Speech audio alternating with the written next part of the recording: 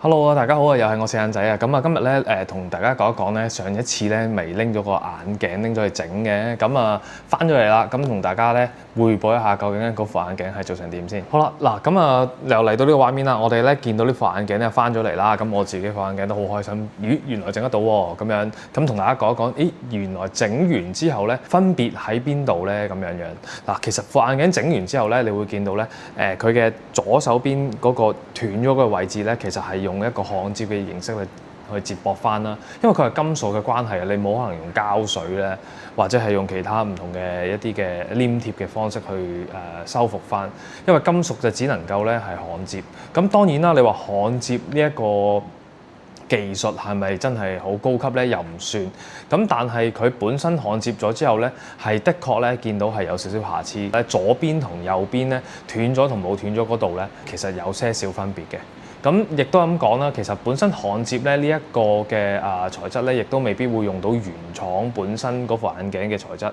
咁所以焊接出嚟咧嗰個嘅位置係會有少少色差，點樣都會有一啲啲㗎啦，因為始終唔係原廠配件，同埋出去揾師傅去整咁樣。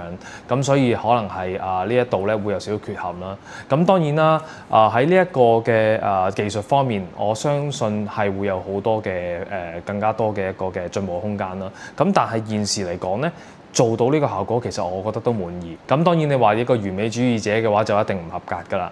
咁我認為可以啦。大家都要留意翻，其實咧喺焊接完之後啦，咁佢其實係會傷死咗咧，即係因為佢直接係焊接。我諗大家唔知有冇試過自己焊接或者係有相關嘅一啲嘅經驗啦。焊接完之後，眼鏡嘅一個嘅一啲嘅接駁位咧係fix死咗，因為佢係冇得再俾你係可以自動咁樣去調校，或者係一啲嘅前後移動嘅一啲嘅動作可以去做到啦。相比起咁嘅情況之下咧，你副眼鏡假設再一次受到二次傷害咧，斷咗咧，相信咧就應該冇得整㗎啦。咁第二樣嘢就係話咧，喺呢副眼鏡咧再用嘅時候咧，就真係要留意多少少咧喺佩戴嘅時候，或者係咧呢一個眼鏡可能你再調校嘅角度嘅時候咧，就要小心啲啦。咁所以咧呢一度咧就只能夠係固定咗，可能你左手邊眼鏡嘅鏡鼻斷咗，整好咗之後咧，咁佢就會定型咗喺一個位置㗎啦。咁變咗你只能夠係靠右邊本身冇整過嘅一個嘅眼鏡鼻嗰度咧，去做一個輕微嘅調校。咁但係大致上戴咗上去咧，其實我覺得都可以嘅。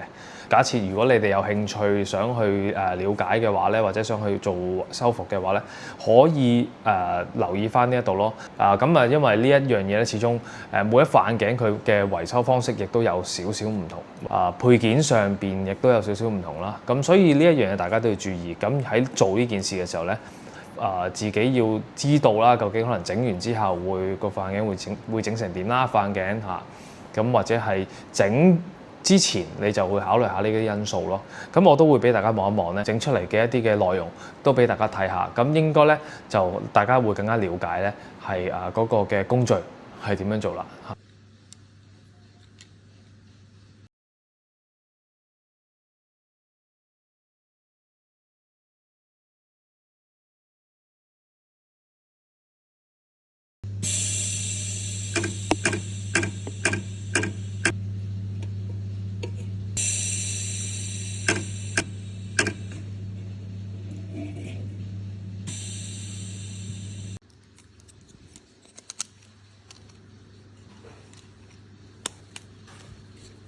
成個過程就係咁樣啦。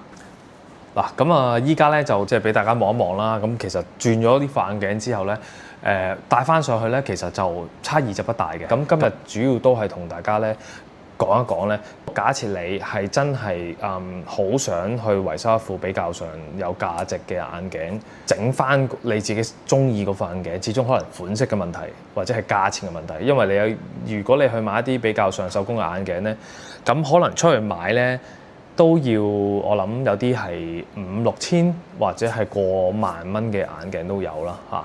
咁如果你話爛咗斷咗買翻副，好多人都未必話即係覺得係好捨得去做呢件事。重點嚟啦，咁其實整一次使咗幾多錢咧？around 例如500蚊咁上下。以我經驗咧，就應該就唔過呢啲數㗎啦嚇。咁啊，因為睇款嘅啫。咁我呢個咧就千零蚊，因為過萬蚊嘅眼鏡其實我覺得試下修復都未嘗不可，因為咁我覺得呢樣嘢可以幫到大家啦。咁今日咧就講到咁多啦。中意呢一段片咧，咁可以留言啦、subscribe 啦，同埋點讚啦。可以分享俾大家朋友，即係去了解翻原來可以做維修嘅喎眼鏡，咁都做到呢個效果喎。咁自己又中唔中意咧？咁如果中意嘅又喺邊度做咧？咁如果想知更加多嘅詳細嘅內容咧，都可以喺下邊咧留言咧俾我，咁我可以俾一啲嘅資訊俾大家。咁如果幫到大家最好啦。今日講到呢度為止，下次見，拜拜。